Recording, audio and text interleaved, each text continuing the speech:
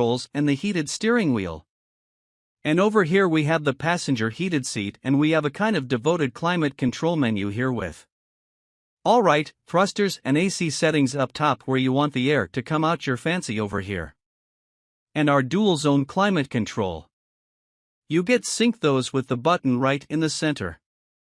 Otherwise it has a dual zone climate control with the temperature. Well, serve some settings over here we can go through, such as some driving modes. You can press the off-road mode on and off your steering assist for the lane, keep all that good stuff, and you kind of turn on and off the one pedal drive to get a product on for the test drive, which should be pretty neat.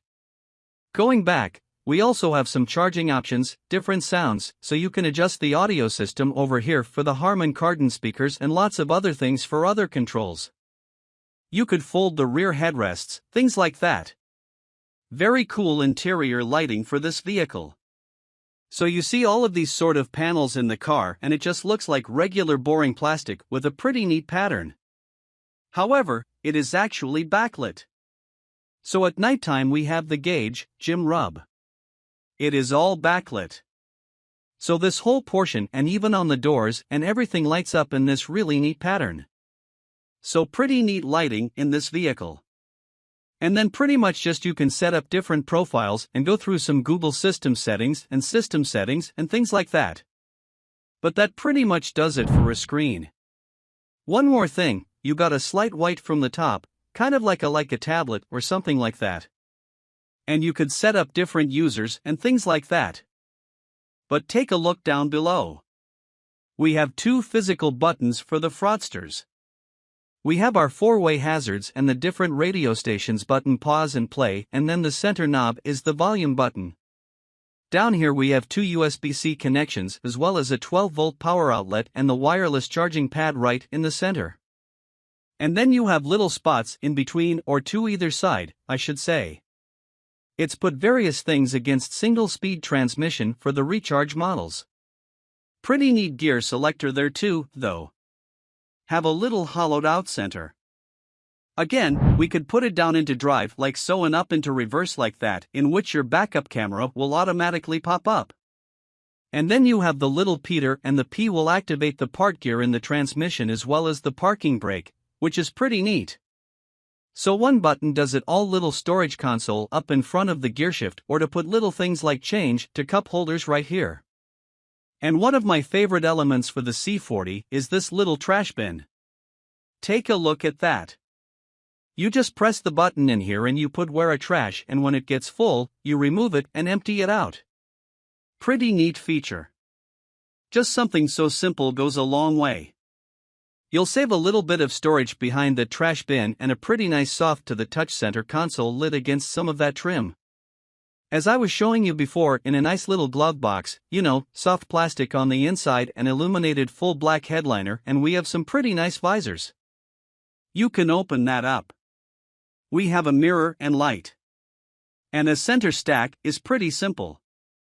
We have pretty much just the lighting in here, and you turn all the lighting on, and we have some SOS and emergency buttons, and that is the full panoramic sunroof. Now, kind of disappointed that there is no window shade because of those hot days. You just don't want the sun being on you. You don't have that choice of closing the shade, and you also don't have the option of opening it up. It's a fixed glass roof. So a couple of letdowns up there on the C40 Recharge with the sunroof, but overall, a very nice, stylish interior. Let me know what you think in the comments of the design of the interior.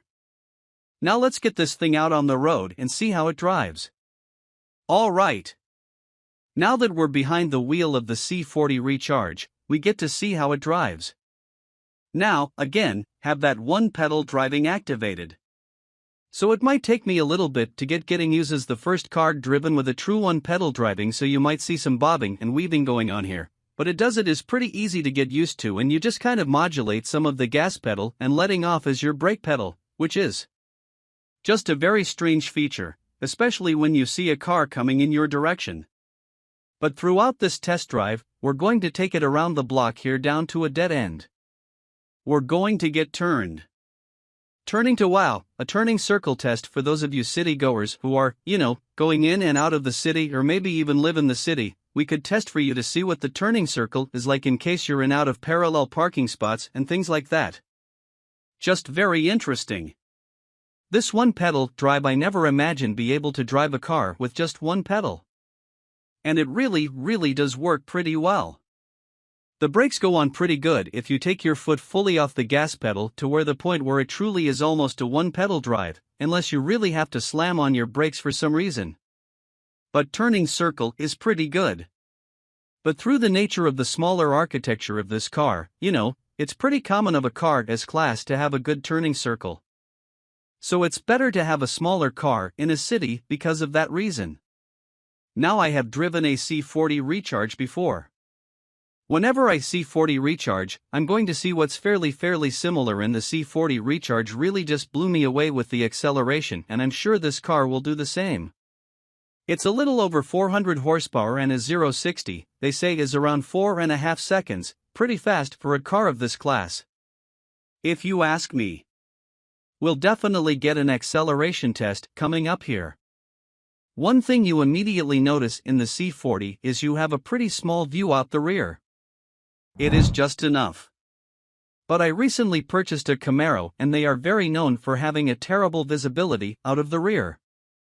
And I would say this is even worse. But again, definitely doable. You get used to it pretty fast. But yeah, hopefully we'll get this car up to about 45, 50 miles an hour, add a little bit of late in the day traffic going on here. But hey, the speeds are right now. We have a pretty good amount of noise insulation. You got really no noise at all coming from the mirrors. Yeah, a little bit of noise coming from the cars passing by, and a little bit of tire noise too. But it's pretty well insulated car, if you ask me.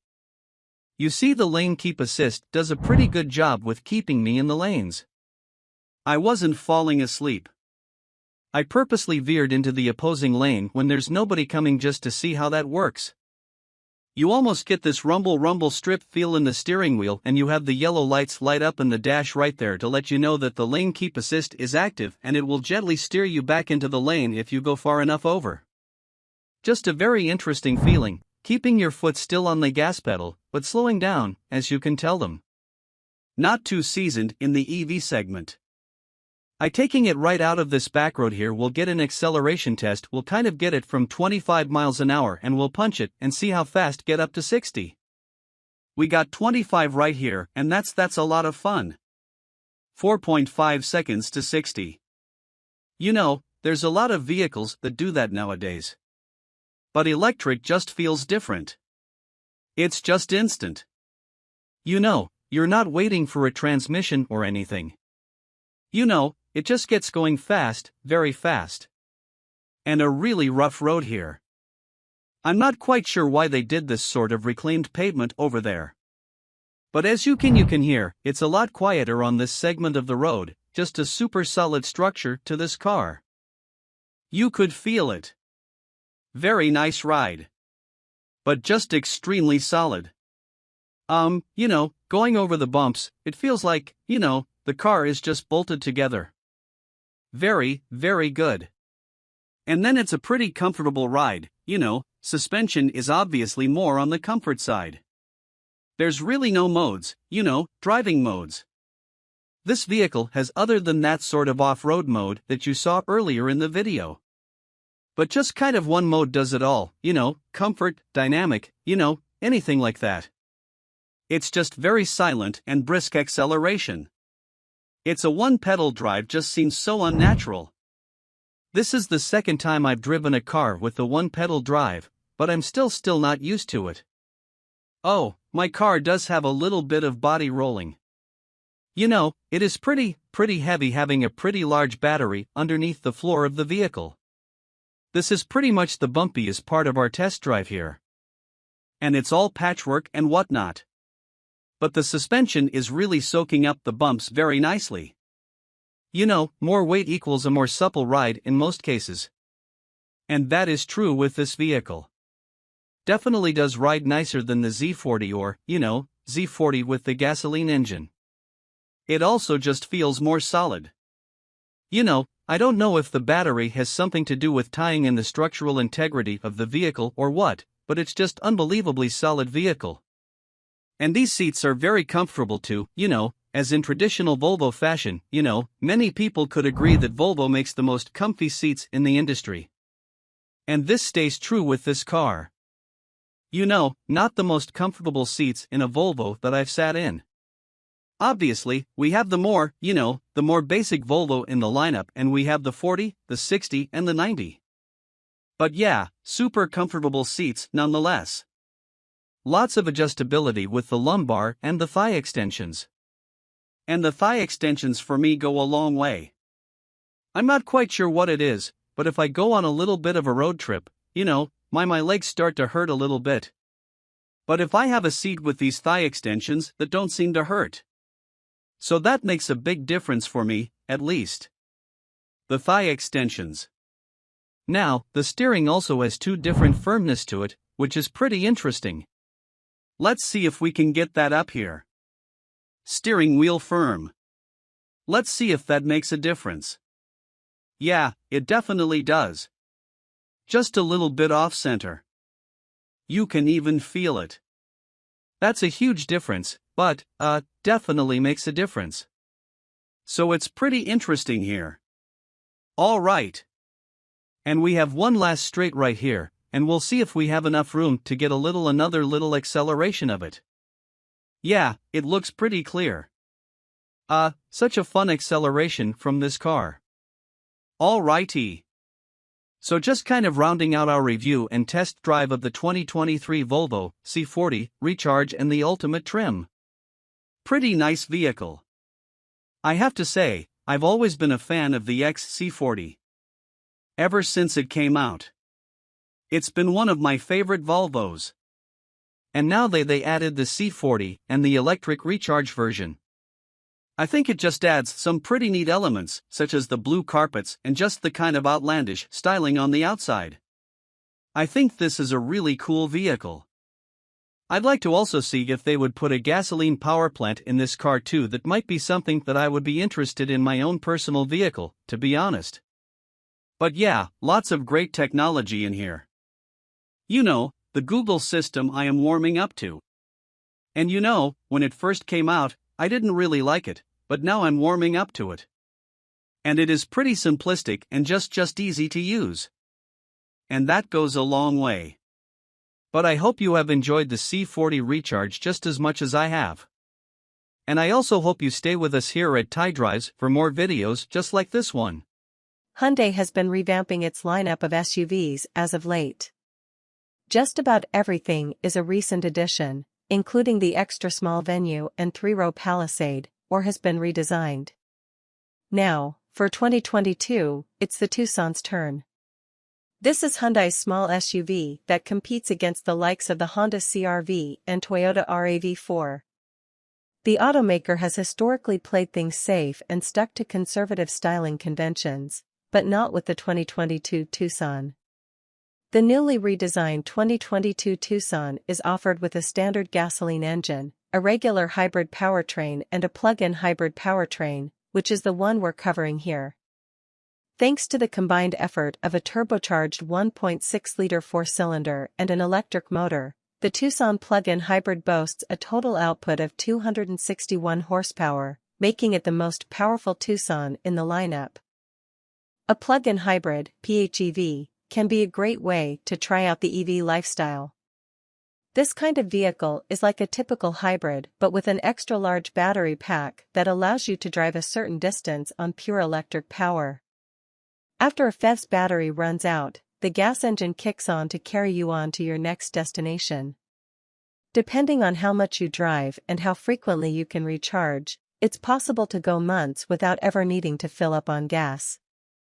The EPA estimates the Tucson plug-in hybrid can travel around 33 miles on a single charge, which is a decent for this class of vehicle. And once you've used up the battery, you'll still be getting an estimated 35 miles per gallon. All-wheel drive is standard equipment on the PHEV, adding value and making it a more compelling pick for drivers who frequently drive on icy or snowy roads. A few other automakers also sell plug-in hybrid SUVs. The Toyota RAV4 Prime offers more than 40 miles of electric range as well as all the comfort and practicality you expect from a RAV4. Ford's Escape is also available in plug-in hybrid form, as is the Subaru Crosstrek. Then there's Kia, which is corporately related to Hyundai and offers the Sorento plug-in hybrid that uses the same powertrain as the Tucson.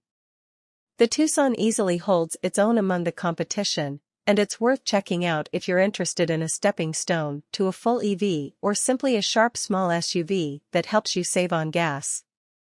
Check out our expert rating below for our test team's complete scoring and evaluation of the new Tucson plug-in hybrid. How does the Tucson plug-in hybrid drive? Much like the hybrid version of the Tucson, the plug-in hybrid is superior to the gas version with quicker and smoother acceleration. Our test vehicle accelerated from 0 to 60 miles per hour in 7.6 seconds, which is an average time for a plug-in small SUV. When traveling on solely battery power, the Tucson PHEV's electric motors are strong enough to get it to highway speeds without kicking on the gas engine most of the time. Pressing the accelerator aggressively will fire up the engine, though it quickly shuts off when its added power is no longer needed. The transmission downshifts quickly when called upon. The Tucson plug-in hybrid suspension is well-tuned, offering comfort in most day-to-day situations while keeping body roll mostly under control. There isn't much feedback from the steering wheel, but the crossover is quick to respond to inputs and it's easy to track straight on the highway. The plug-in hybrid does have a sport mode that turns on the gas engine all the time and makes the steering heftier, but the engine drone gets annoying after a while. The less aggressive drive modes are more suitable for most situations. The brakes work smoothly and also provide good emergency stopping power. How comfortable is the Tucson plug-in hybrid? The front seats offer good support and enough adjustments to find a comfortable position, though some drivers might prefer more telescoping action from the steering wheel. The back seat offers several recline angles and a long seat bottom cushion, so adults can be comfortable back there even on longer trips. The available front seat ventilation is a welcome feature for hot days. Also helping to cool you down quickly is a great climate control system. Instead of a single auto setting, there are 3, low, medium and high, that make finding a comfortable fan, speed and temperature easy.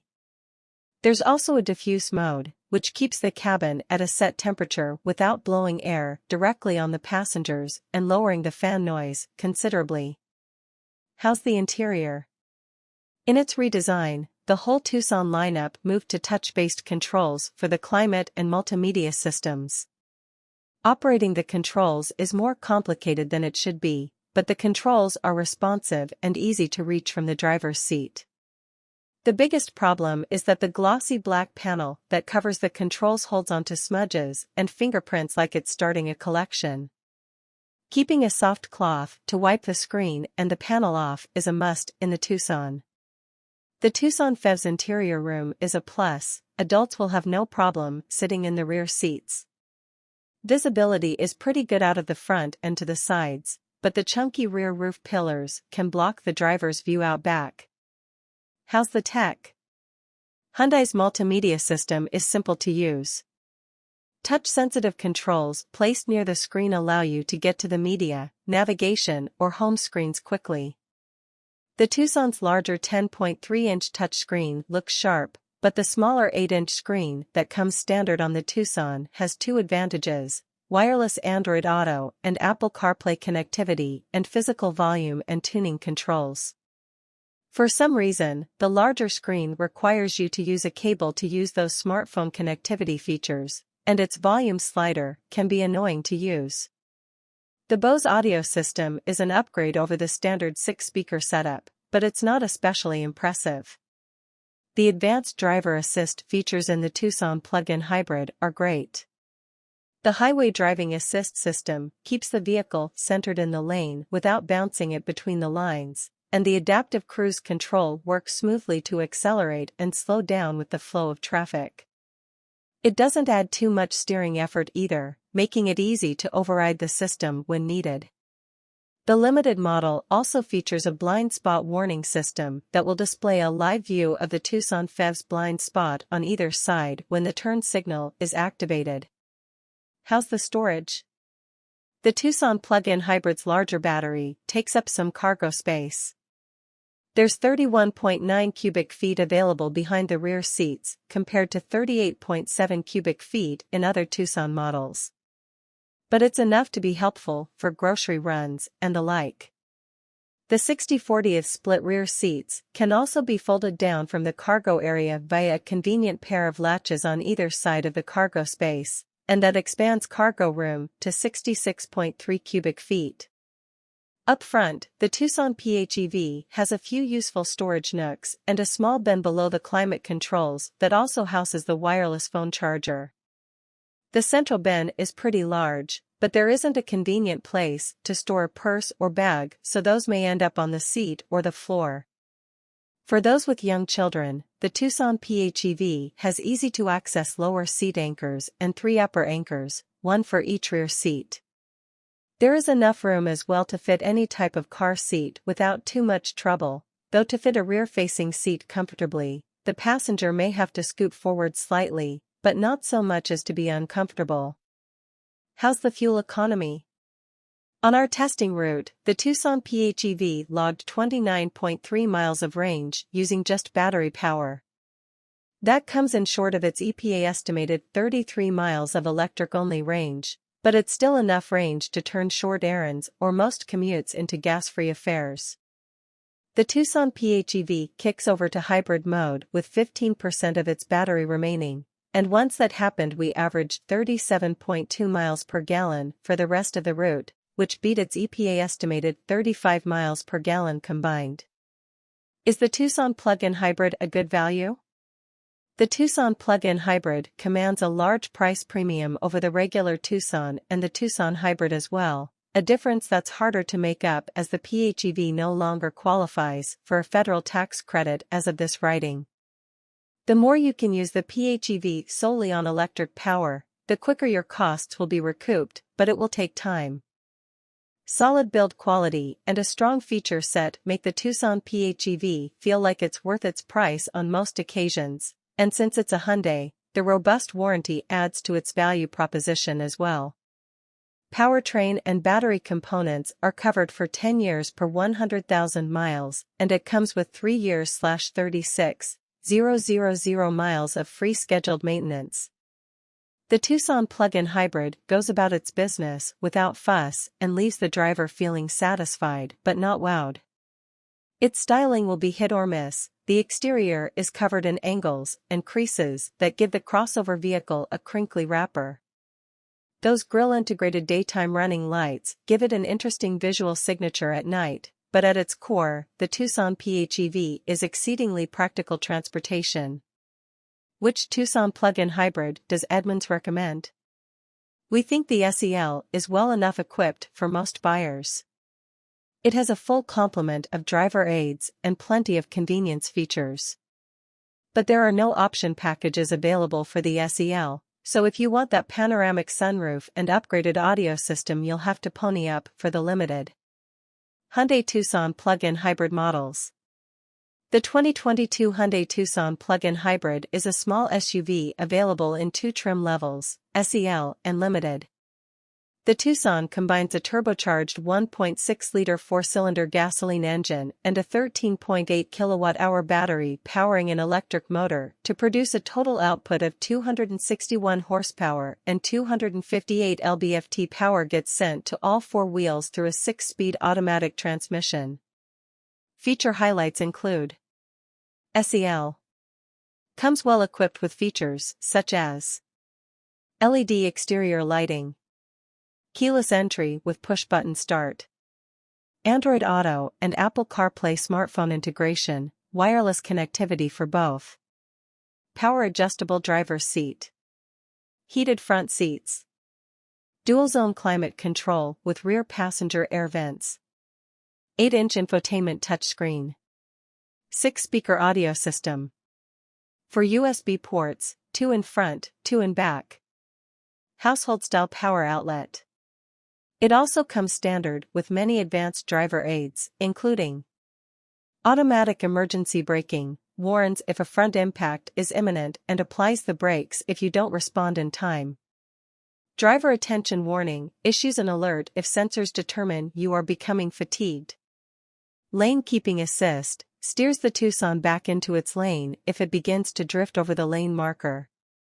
Blind spot monitor with rear cross-traffic alert, warns you if a vehicle is in your blind spot during a lane change or while in reverse. Safe exit assist, can prevent a passenger from opening a door into traffic approaching from behind. Adaptive cruise control, maintains a driver set distance between the Hyundai and the car in front. Limited. Adds a substantial amount of extra equipment, including panoramic sunroof, dark chrome exterior trim. Parking sensors alert you to obstacles that may not be visible in front of or behind the vehicle when parking. Paddle shifters. Rain sensing wipers. Improved voice recognition software. Adjustable ambient lighting. Digital instrument panel. Auto-dimming rearview mirror. Leather upholstery. Heated, leather-wrapped steering wheel. Power adjustable passenger seat. The Limited also has more technology and driver assist features, including upgraded Bose audio system, 10.25-inch infotainment touchscreen, power adjustable front passenger seat, ventilated front seats, heated steering wheel and rear seats. Surround view camera system gives you a top-down view of the Tucson and its surroundings for tight parking situations. Blind spot camera displays an image of the vehicle's blind spot in the instrument panel when you activate a turn signal. Rear collision mitigation braking applies the brakes automatically to stop the vehicle to avoid or minimize a collision. Lane keeping system makes minor steering corrections to help keep the vehicle centered in its lane. Planning on towing or hauling a lot of stuff with your SUV? The 2023 Ford Expedition might be just what you're looking for. This large 3-row SUV offers seating for 8 and is one of the biggest and most capable vehicles out there. But it's also plenty refined and offers just about everything Ford supplies these days in regards to technology, including Blue Cruise, which is a helpful hands-free driver assist system for use on select highways. Much of the Expedition's robust capability comes by way of its truck-based underpinnings. Ford says you can pull up to 9,300 pounds with the Expedition when it's properly equipped. That's enough to pull a good-sized trailer or boat. Or if you need space for a family road trip or to help move house, there's the long-wheelbase Expedition Max body style and its substantial 121.5 cubic feet of cargo space behind the first-row seats. The Expedition is one of just a few large SUVs around. The Chevrolet Tahoe and GMC Yukon, plus the related Suburban and Yukon XL, are the Expedition's primary rivals, but you might also consider the relatively new Jeep Wagoneer or Wagoneer L. Toyota is out with a redesigned Sequoia, too. What's the best max-sized SUV for you? Read our test team's expert rating to find out how the Expedition stacks up. We're impressed with the V6 engine's muscle. Any SUV this large can't really be this quick, can it? We tested an Expedition Platinum with 4WD, and it accelerated from 0 to 60 miles per hour in 6.9 seconds. That's almost a second quicker than a comparable Chevy Tahoe. The Expedition is responsive and easy to drive when you aren't burying the accelerator into the ground too. The brake pedal is slightly squishy when you first press on it, but ultimately it's pretty easy to come to smooth stops, which is the important part. The steering has a light effort and helps to make this Expedition feel a little less humongous. While you won't likely be driving your Expedition with Secret Service-like urgency, there are some pretty admirable qualities here for such a large SUV. It's no Mercedes GLS, but this does not feel clumsy. The Expedition's front seats are comfy and cushy. They have multiple zones of lumbar support and even have a massage function in the higher trims. The second-row seats are also decently plush. The third-row seating is firm but still adequate for adult use. The Expedition's ride quality is pretty smooth too. We were less impressed by the Expedition's climate control. The airflow from the vents is noisy and not particularly strong. The seat heaters also might disappoint if you really like them to get hot. On the upside, the Expedition is impressively quiet on the highway and around town. How's the interior? The Expedition makes full use of its interior space. It's roomier than the Chevy Tahoe and gives every passenger ample room and comfort. The third row's accessibility is particularly impressive, allowing even adults to get in and out without much more effort than it takes to sit in the second row. The center console is a bit button-heavy. It's not immediately user-friendly, but it doesn't require too much time to master. It's a simpler layout than the Tahoe's too. Visibility out of the front is hampered by the massive windshield pillars. But even though the rear window looks to be a mile away, a clear backup camera and available 360-degree camera system take the edge off backing up. Ford's Sync infotainment system has come a long way over the years, and the newest iteration is pretty user-friendly. The navigation system does look a bit dated but offers pinch-to-zoom functionality, helping to make it quick and easy to use. Our test vehicle's 12-speaker Bang & Olufsen audio system made good use of the Expedition's large cabin, providing both power and clarity. The voice controls are basic and can help with simple functions. Android Auto and Apple CarPlay smartphone integration systems come standard with wireless connectivity. The Expedition's advanced driver aids, such as adaptive cruise control, work fine but aren't quite as full-featured as those in some rival SUVs. The Expedition has a listed cargo capacity of 20.9 cubic feet behind the third row, 57.5 cubic feet behind the second row, and 104.6 cubes max. That's less space than its direct rival, the Chevy Tahoe. But the Expedition's extra spaces for all your knickknacks, plus its flexible seating arrangement, more than compensate. The Expedition is also a good vehicle for hauling little kids around. It has easy-to-access anchors for safety seats plus lots of room to fit rear-facing seats. Towing capacity is great with a maximum capacity of 9,300 pounds when properly equipped. The Expedition gets an EPA estimated 19 miles per gallon in combined city/highway driving. That's similar to what the EPA posts for other large SUVs. But we had difficulty matching the EPA's numbers in our real-world testing. Something else to consider is that premium fuel is required to get the quoted power numbers. During our time with the Expedition, we could notice a difference in performance between regular and premium fuel. The Expedition is priced comparable to other large SUVs such as the Chevy Tahoe. Warranty coverage is also typical for a non-luxury automaker. Interior build quality and materials choices slightly exceed what's available from its crosstown rivals. The Expedition isn't fun to drive in the classic sense, but it is rewarding to summon its muscle car-like torque and use this big SUV for its intended purposes. Road trips, daily commuting, and heading out to the great outdoors are all right up the Expedition's alley. The mid-range limited trim gets our recommendation in the Expedition lineup. It adds convenience and luxury items such as a hands-free liftgate, leather upholstery, premium audio, adaptive cruise control, and a navigation system to justify the cost increase. It's also eligible for a more powerful engine and sport suspension as part of the Stealth Performance package. The 2023 Ford Expedition is a large three-row SUV that's available in 6 trim levels: XL, XLT, Timberline, Limited, King Ranch, and Platinum. 2024 Audi Q8 e-tron and Q8 e-tron Sportback go farther, quietly.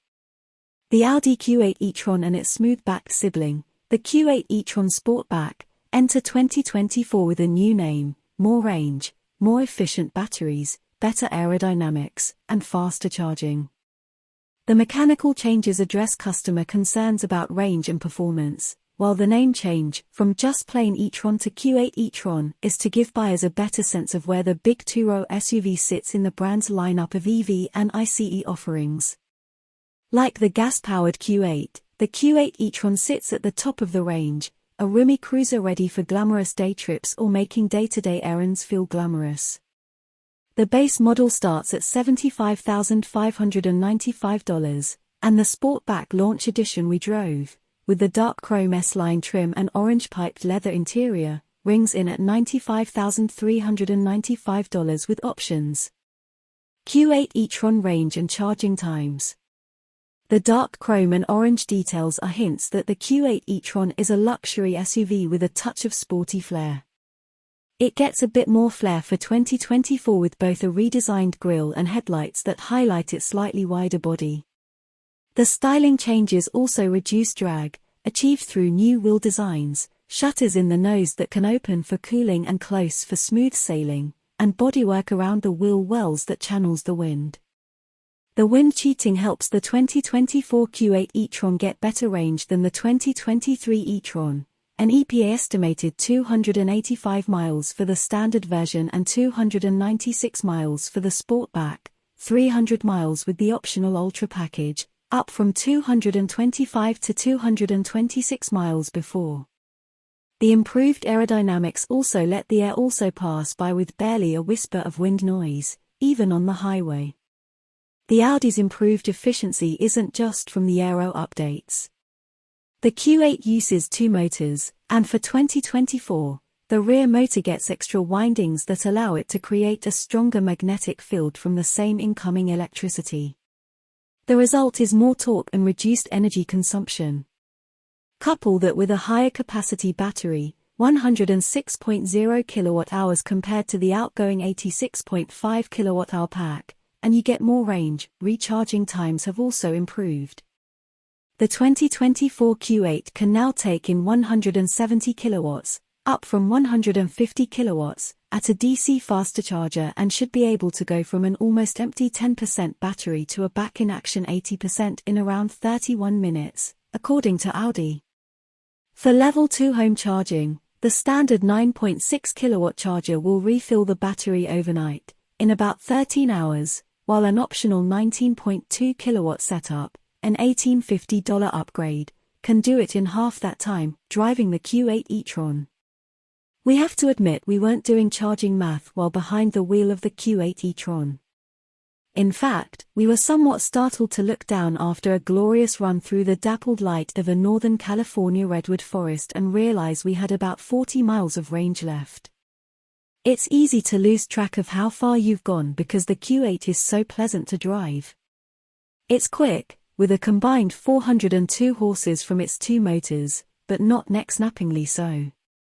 From a stoplight, a foot to the floor would get you to 60 miles per hour in 5.4 seconds, according to Audi, which is middling acceleration by EV standards.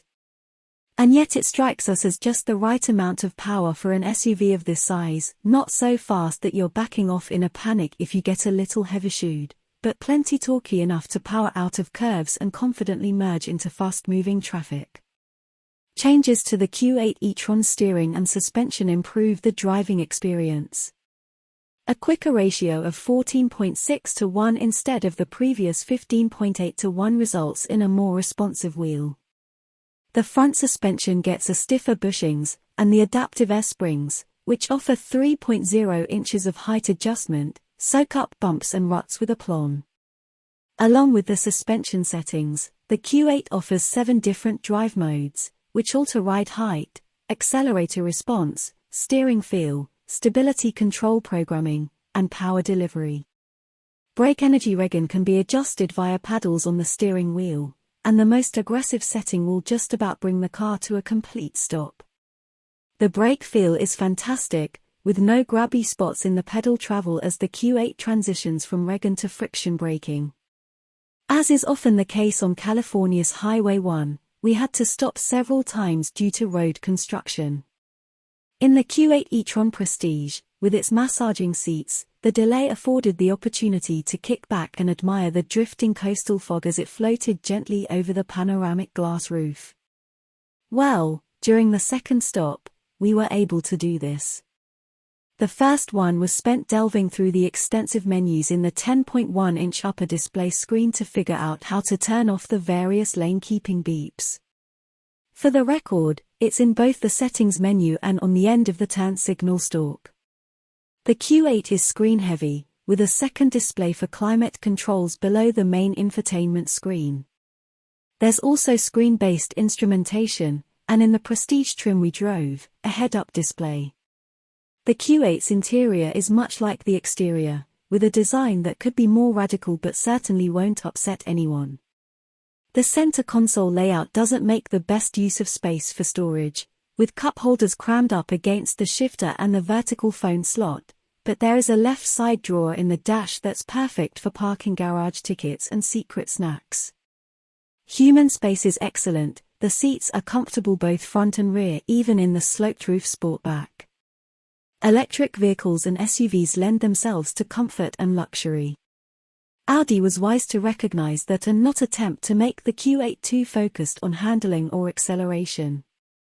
The improved range means less worry about recharging, allowing drivers to relax and enjoy the smooth, quiet ride. Beneath the purple skin specific to this commemorative edition 50 jar that celebrates a half-century of BMW's M division, and shared by all M3 competition models, is a stonking 503 horsepower twin-turbo 3.0-litre inline-six. With launch control engaged and the boost holding above 15.0 psi, the quickest ever 3 Series leaps to 30 miles per hour in 1 second. The scoot to 60 miles per hour takes 2.8 seconds, and the quarter-mile passes in 11.0 seconds at 124 miles per hour. All-wheel drive comes standard on the Edition 50 jar and can be had on any other M3 comp for $4,000. It adds roughly 150 pounds to the curb weight, but the additional traction helps the 50 jar clobber its rear drive counterpart by 0.7 and 0.6 second in the 60 miles per hour and quarter-mile drags, respectively. The beauty of the competition's X-Drive mode is that it offers the best of both worlds. All-wheel drive for supercar-grade acceleration and decoupling of the front axle to enable a rear-drive mode for power-oversteer shenanigans.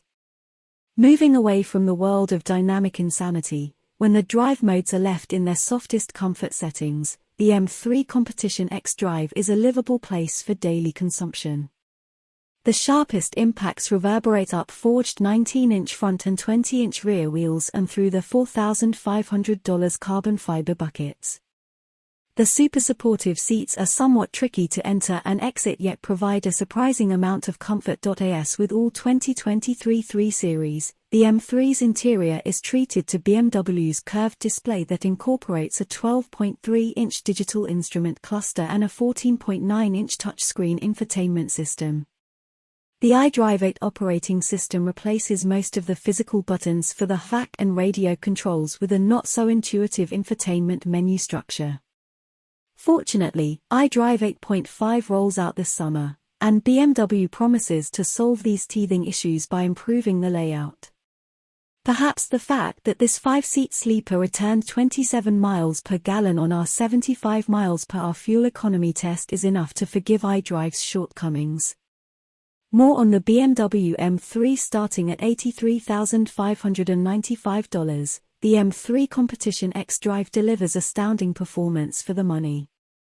The Edition 50 jar comes standard with a carbon fiber splitter and decklid spoiler, titanium tailpipes trimmed with carbon fiber, M Sport seats, a 50 jar specific carry-on suitcase, the executive and parking assist packages, adaptive LED headlights with laser light, wireless device charging, and M Shadowline trim, swelling the Windows sticker to $96,695.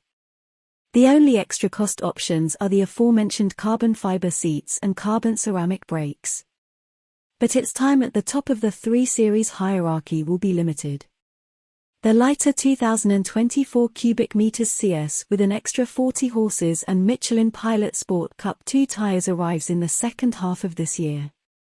Whether the CS's $36,100 upcharge is an economically sound decision remains unknown, but it'll certainly contest the throne. 2023 Mercedes-Benz GLC 300 Formatage. As goes the Mercedes-Benz C-Class, so goes its sport utility sibling, the GLC Class. Benz's compact executive sedan received a comprehensive makeover for 2022. Adding a 48-volt mild hybrid system to the powertrain and overhauling the looks, the cabin, and the tech therein. Now, it's the GLC's turn, and while the 2023 GLC 300 may not look all that different from the outside, it's grown a bit and picked up some notably nicer accoutrements. The 2023 GLC 300 hides its newly envisioned dimensions well in pictures, but it does appear portlier in person. with the wheelbase unchanged at 113.1 inches, and length expanding 2.4 inches to 185.7 inches, all that growth goes right to overhang, an observation our bathroom mirrors are all too familiar with. Luggage capacity is up by nearly 3 cubic feet, to 22 total. Since the wheelbase is unchanged, it shouldn't come as a surprise that front and rear legroom change by just 0.1 inch, the front shorter, rear longer, and feel no different in the new model. A few other dimensions have been massaged to boost aerodynamic slip. The GLC 300's drag coefficient now measures 0.29, an improvement of 0.02 over the outgoing model. Overall height is down 1/10 of an inch, the front track grows by 0.3 inch, and the rear track is nearly a full inch wider than before. Weight is up a fair bit, to 4,406 pounds versus the 4,122 pounds we measured in a 2020 model. Whether it's purchased with rear or all-wheel drive, a $2,000 upcharge, the GLC 300 is now a 48-volt mild hybrid. The integrated starter-generator bolts up to a turbocharged 2.0-litre inline-4, producing the same 255 horsepower as before, but torque rises 22 pound-feet to 295. The electric motor can add up to 23 horsepower and 148 pound-feet, but not at peak. That motive force gets routed to the wheels by way of a smooth-shifting 9-speed automatic transmission. With nearly 300 additional pounds of mass being shoved around and only 22 extra pound-feet on tap, the 2023 GLC 300's acceleration suffers, but not by much. The GLC 300 reaches 60 miles per hour in 5.7 seconds, 0.3 seconds behind the 2020 model. The story's similar in the quarter, with the 2023 model crossing the line in 14.4 seconds at 95 miles per hour, a negligible difference to the 2020's 14.2-second run at 96 miles per hour. These numbers remain superior to the last BMW X330i we tested, and they're about even with the Audi Q5 45. Some of this comes from the tires, which on the 2020 model had 235 divided by 55 R-19 Pirelli Scorpion Verde. All-season run flats at all four corners. Our 2023 example wears wider, staggered AMG wheels, $850, and rolls on 20-inch Continental Eco Contact 6 summer rubber measuring 255, 45 up front and a whopping 285/40 in the rear. That Rubenesque contact patch certainly helps explain our improved skid pad figure of 0.88 G, besting the old GLC's 0.85 G, not that impressive, though, when accounting for the transition from all-season to summer tires. Mercedes's tweaks to the 2023 GLC Formula boost EPA estimated highway economy to 31 miles per gallon, 3 miles per gallon more than the outgoing model. The GLC 300's newfound electrification also sweetens the SUV's on-road demeanor. This stop-start is among the smoothest on the market, reviving the gas engine with nary a shudder. Under deceleration, it's difficult to notice when the engine shuts off for low-speed coasting. This smoothness extends to the steering, painfully so, as it's devoid of off-center buildup and is just numb all around, and the brakes, which are easy to modulate for consistently smooth stops. The remaining parts of the Merc's driving experience would be best summed up as sport-adjacent. The GLC's standard adaptive dampers keep things nice and smooth over mildly uneven parts of the roadway, and body motions are well controlled, but more dramatic humps and bumps transfer a good bit of motion inside. If we were ordering our own GLC 300, we'd stick with the standard 18-inch wheels, with tires that have thicker sidewalls and should deliver a better ride on Michigan's Martian roadscape. Chuck the GLC into a corner and, sure, it'll lean more than a C-Class, but it stays well sorted and makes a good case for taking the long way back from school drop-off. The four-banger sounds pretty good when you give it the beans too. It's a damn shame about that steering considering how well sorted the rest of this car is. If your commute has more traffic lights than curves, you're in luck, because now you can appreciate just how much better the GLC 300's interior is. The waterfall-like center console shape remains, but the rest has been revamped to match the style found in other Mercedes vehicles, and it works well. Our sample GLC's dashboard was covered in natural grain blackwood with aluminum strips, $200.